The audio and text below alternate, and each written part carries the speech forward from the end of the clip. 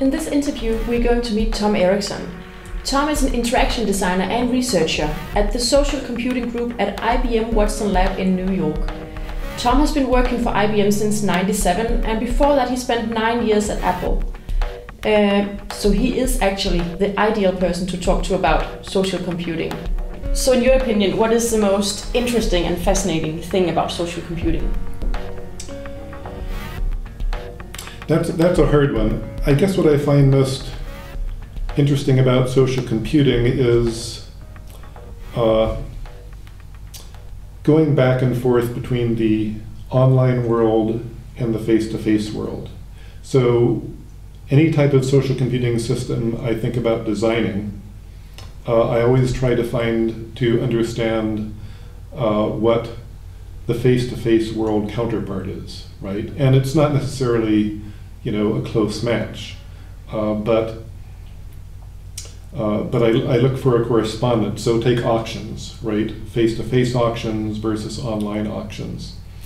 And what I find interesting is any interaction, let's think about the face-to-face world, any interaction you have in the face-to-face world is given structure by a convergence of different social forces. Things like people being curious, people imitating what other people do, people wanting to compete with one another, people wanting to have fun, people wanting to show off. We have all these human motives that shape our behavior, especially when we're in the presence of other people. And so for any face-to-face situation, you can look at that and say, which of those forces are in play? How are they structuring this interaction, giving it shape and giving it life? And now, how can we design an online system that tries to support some of those same forces? And it's always going to be different, right? I mean, I don't want to be taken as saying that social computing just tries to imitate what's happening in face-to-face. That never works. But instead, in either case, we're humans, and we're social creatures, and we're subject to these forces. And so I'm interested in understanding those, how to evoke them, and how to combine them. And the goal of that is not to, so this comes back to the question you were asking about manipulation, right? It's not to manipulate people, it's to give people enough information about who's around them and what they're doing that we can act coherently or act in concert with what everybody else is doing. And that allows social behavior to emerge and order itself. Okay. Can you define a main goal for social computing? Well, for me, the main goal is in face-to-face situations, at least in the ones that work well, they're interesting. They have a life to them. They give a bit of energy. They have some spontaneity. To me, they're a good face-to-face situation where you're with people and things are happening is just energizing and alive, and it's I think something that's very fundamentally human, right? At the base, we're social creatures, and we get something from that interaction. And so I guess when I think of the sort of primary goal for social computing, it's to create online places or applications or even services, call them what you may, that have some of that life to them that is fundamental to being human. So one thing I do in my work is I take a tremendous amount of inspiration from face-to-face examples. I've talked a bit about how one design strategy is to find the real-world counterpart to the system you're trying to design and learn from that. But I also get a great deal just from finding interesting interactive situations and trying to understand what makes them work. So what I have here is an example of two groups of people, this happens to be in Shanghai, who are crossing the street. And so we start the video, and you see the crowds walking towards one another. Some of them are squeezing out between the taxis. And what happens is when the crowds come together, you see they self-organize into columns. And this is a lovely example of, a group of people self-organizing to achieve an end, which is each individual wants to get across the street as quickly as possible. But there are certain norms, like it's not nice to just ram into somebody else, right? So what's happening here is as people approach one another, they move just slightly to the side, each one, about a half step. And in fact, William White, the anthropologist of urban behavior, refers to a half step and slide that people make as they approach one another on a collision course. And if you reflect about, how would this work if instead of crowds of people, they were crowds of robots approaching one another? Maybe robotics is advanced by now, but at least in my imagination, the crowds of robots approach and they all run into one another and fall down. But the people just spontaneously self-organize, right? And they're doing it with very subtle cues. There maybe eye contact, maybe not, but slight shifts of motion. And the other thing that you can see in this video is they're using cues in the environment to organize their action too. So there's a crosswalk, and so people are mostly staying within that. There are some taxis parked, and people are squeezing between them. And the taxis are important because it creates a thin line of people, which then the other crowd responds to by going on either side. So it helps organize the crowds. There are some fences that are constraining where people walk here. So all interactions are a blend of people taking cues from the structure of the environment they're in, and then people taking cues from the behavior of those around them, and people obeying certain social norms. Don't bump into people, for example.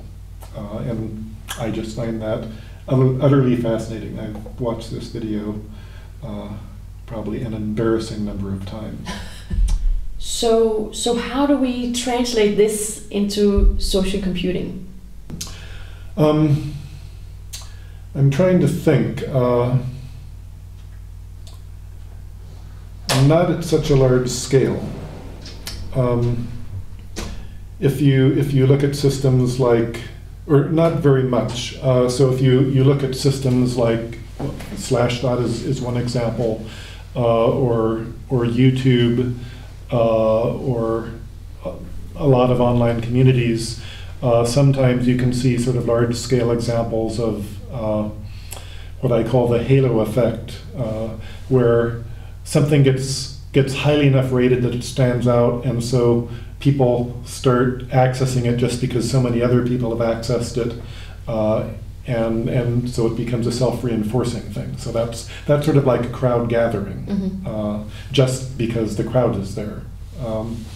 Another interesting example, a dysfunctional example,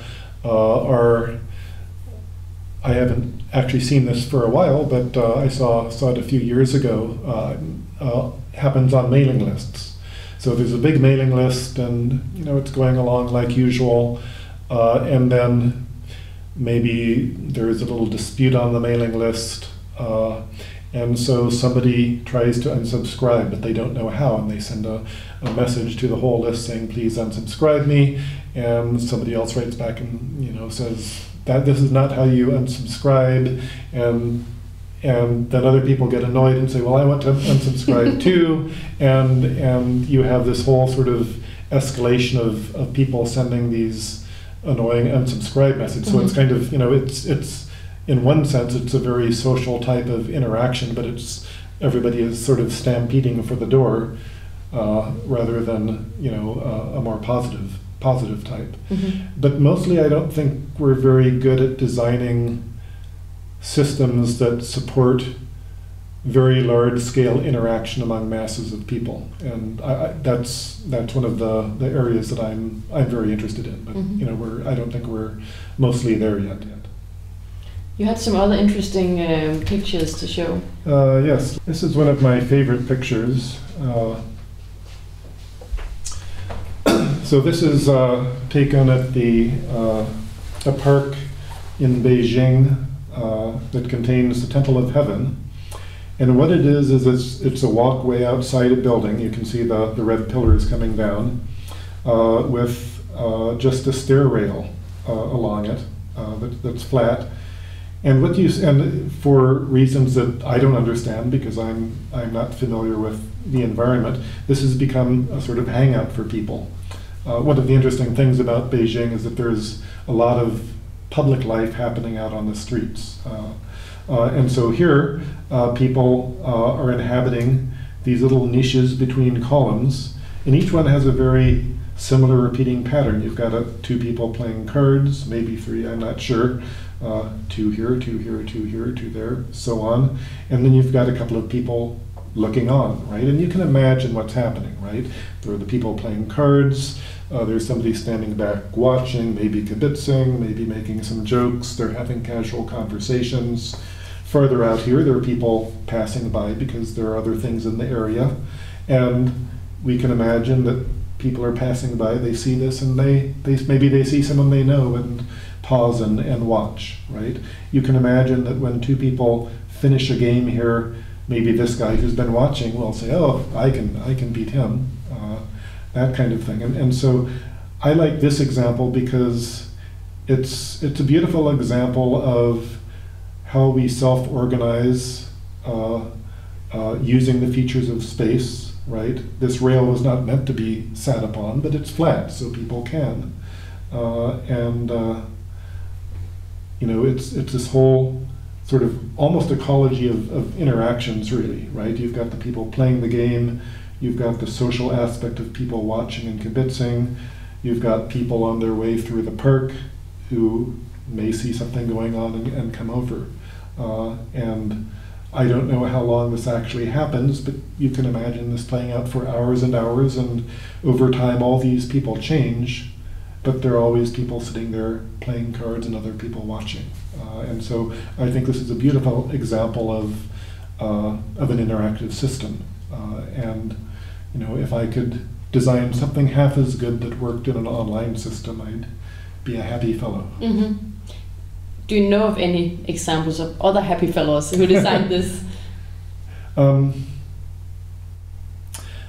just not very satisfied with the types of systems we have at the moment. Second Life, which I've looked at a bit, may have a little bit of this, but to the extent I've looked at it, it's in very small pockets. Much of Second Life seems either deserted or at least vastly underpopulated. And I think one of the secrets to having interactive situations like this is having a large flow of people from which interactions can form and coalesce. I'll tell you the best example that comes to mind just at the moment, and this is actually an ancient one in terms of the sort of technology that supported it. This is another thing that sort of started me on my path to thinking about social computing.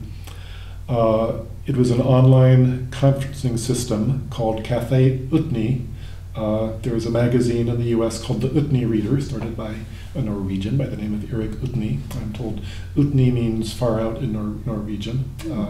But it is an online cafe and a place for people to come together and talk, and it was asynchronous. And like most systems of that type, it had these general areas, so you might,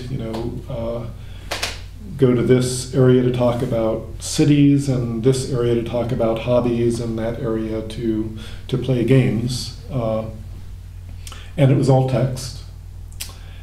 And there was a conference called Fun, which was sort of a miscellaneous place. And in that conference was Fun.64, online limericks.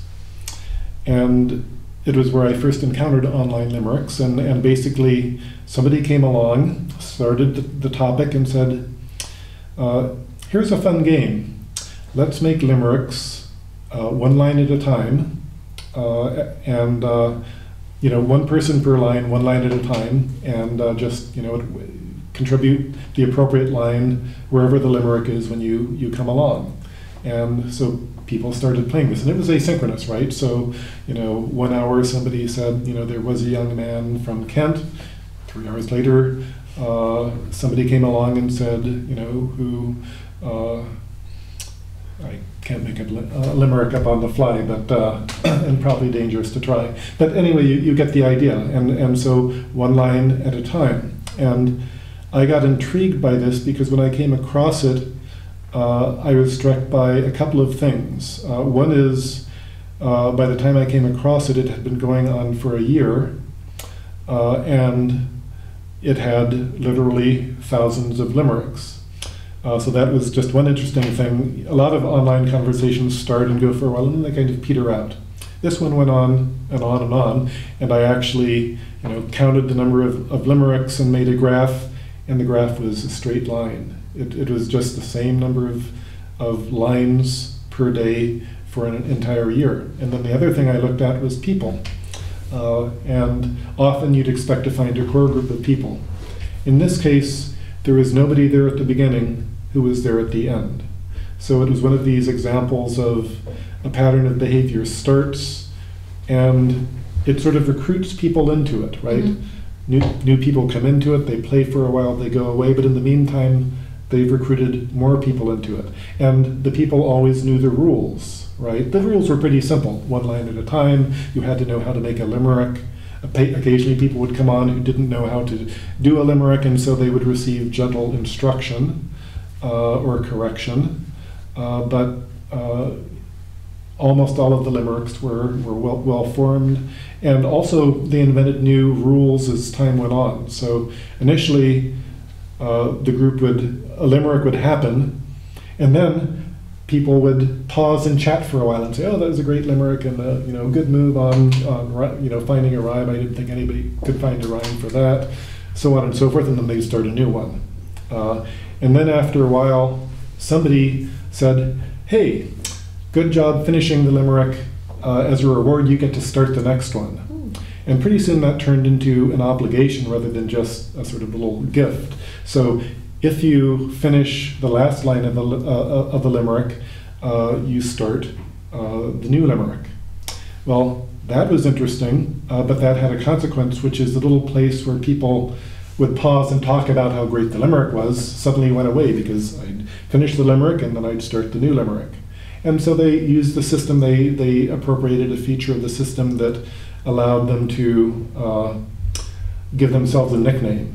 But they started using the nicknames to say, "Great job on that limerick," right? And so on. And so it was this lovely example of this self-reinforcing system, this interaction that was not dependent on individual users, but that just started and kept going.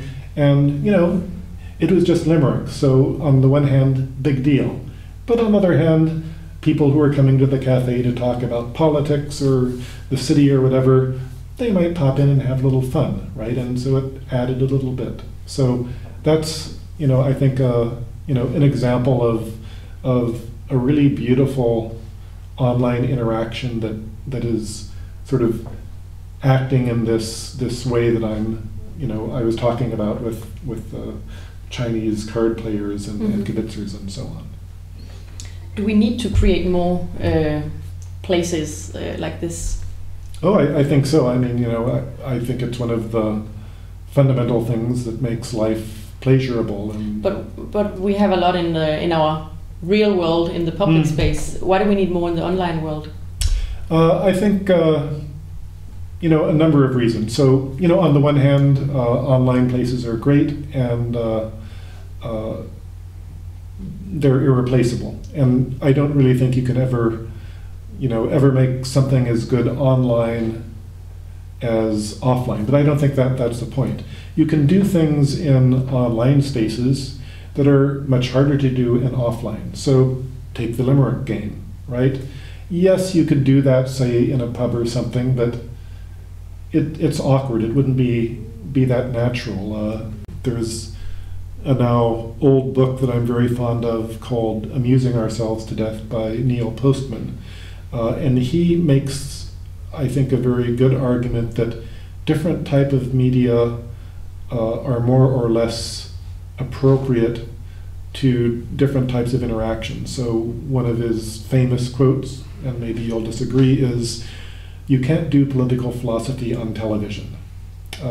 He makes a strong argument that television is suited more towards conveying emotion and supporting conversation, but fairly briefly. Whereas if you want to have a good discussion about political philosophy, well, probably you'd better do it in print, right? And so, I guess my rejoinder is there are a lot of great ways that people can interact with one another. And so, yes, face-to-face is great, but maybe if you want to do online limerick, a limerick game, the place to do that might be online.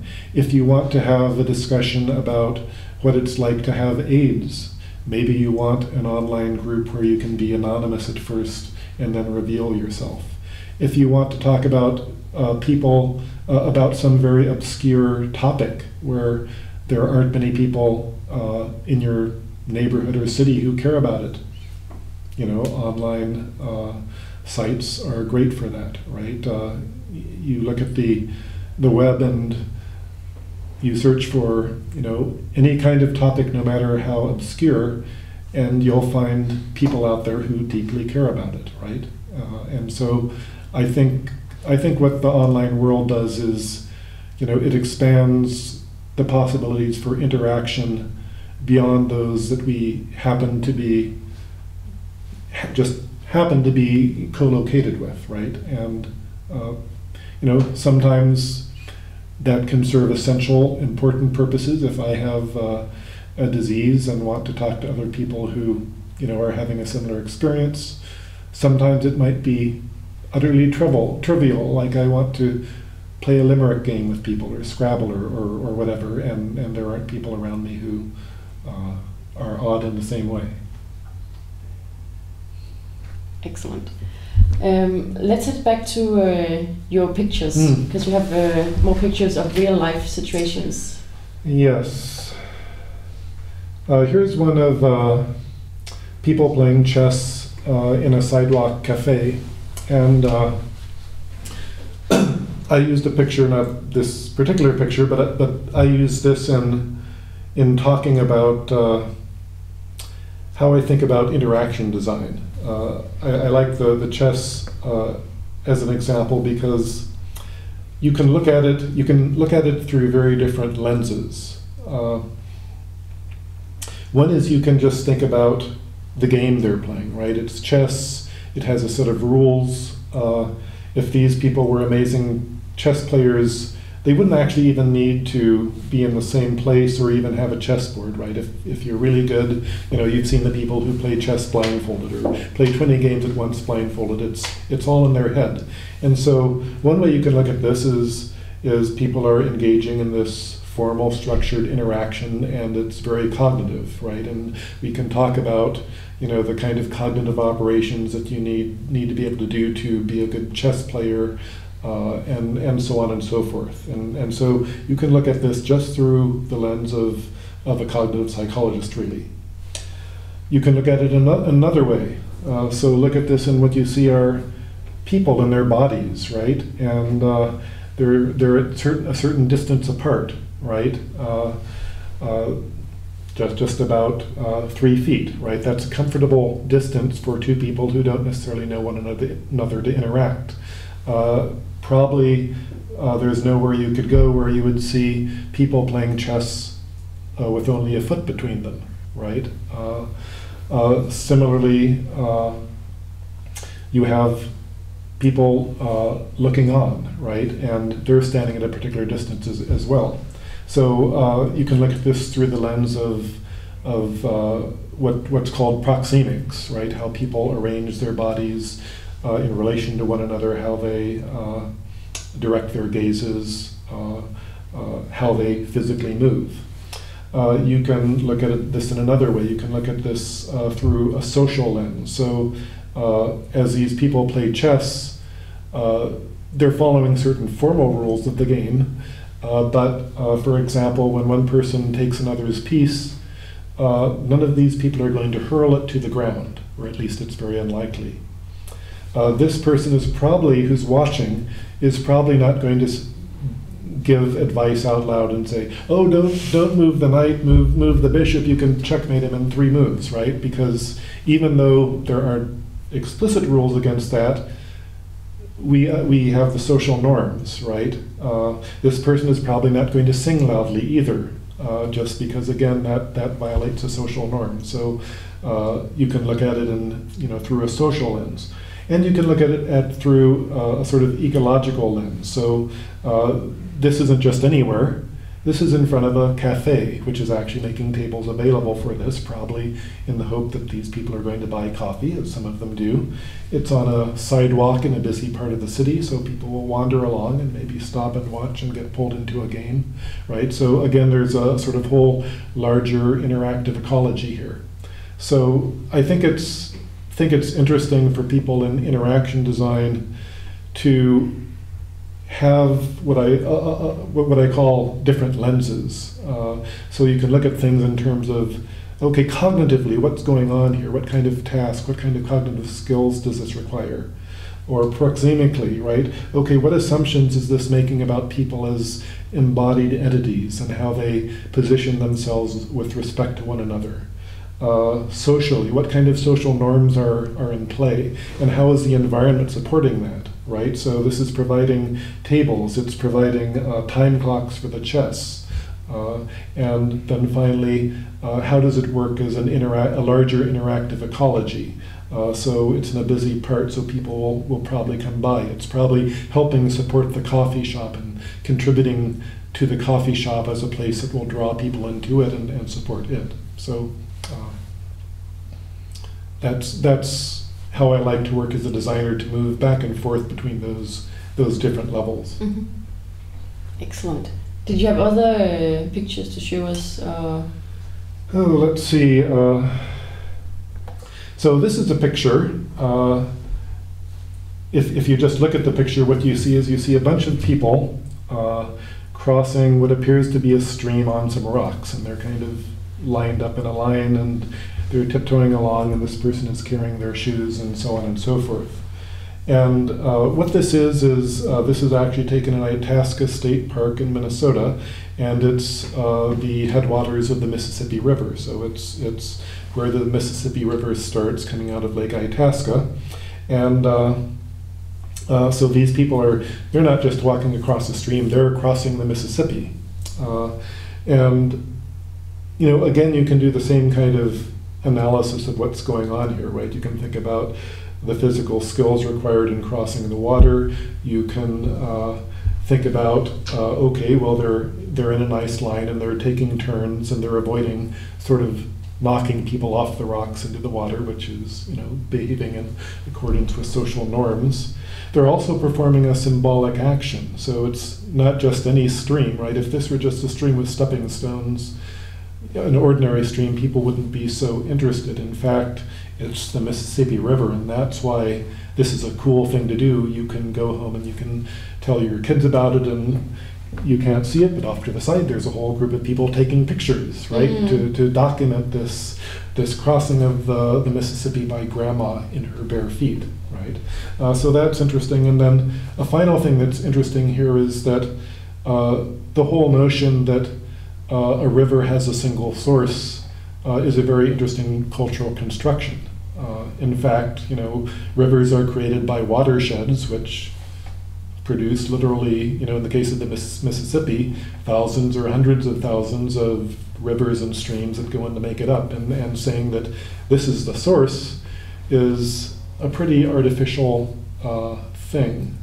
And so, going just beyond the interaction ecology, right? So here are people crossing this line of rocks. Well, if you step back a bit and it's in the park, there's a parking lot, there's the visitor center. People are drawn to this place because they want to perform that symbolic interaction. But you can also step back and think about the cultural construction of a river as having a single source, the creation of a park. My wife, Catherine Solomonson, is an architectural historian, and she's been doing work on the creation of Itasca State Park. And one of the things that she's been exploring is why did this place get picked? And one interesting thing is that this looks very natural, but there's a dam under there that the Park Service built in 1930.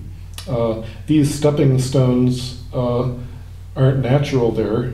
They're brought in and put there, and they have a supply to replace them because people will sometimes want more than just the picture. They'll take a stone and go home with it. So they've got a stockpile to replace it.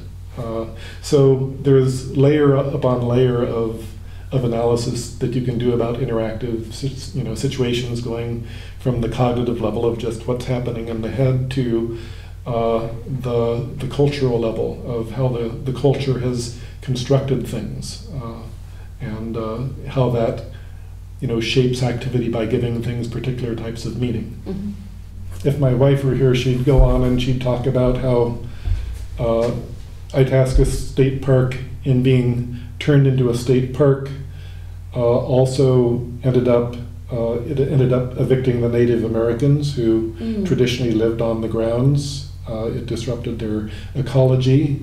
It made it into a picture of a beautiful natural area, but it disrupted the interaction that had been characteristic of that area for millennia before. So you get all the way up to social justice issues, and the weird construction that a river has a single source was one of the things that enabled that to happen. So you could always just think bigger and bigger and bigger. That's broader lens. And it's a difficult thing in being a designer because I think there's a limit to how far anyone can get out of their own cultural frame. You can try, and you can try to seek other viewpoints, but that's why diversity in the field is, I think, is increasingly important as interactive systems become more and more a part of our day-to-day life. And so, we need HCI people from Germany who are a lot more suspicious about the ability to lock down identity and do surveillance than, say, someone like me from America, where we don't have any, well, not any, but we don't have the kind of historical lesson that's as striking in the case of folks from Germany, and on for people from different cultures and circumstances and so on.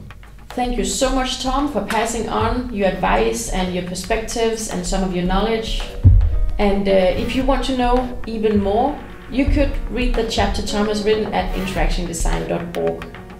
If you're interested in knowing more about ACI, you could have a look at all the other interesting chapters we have and all the other videos as well. Thanks for watching.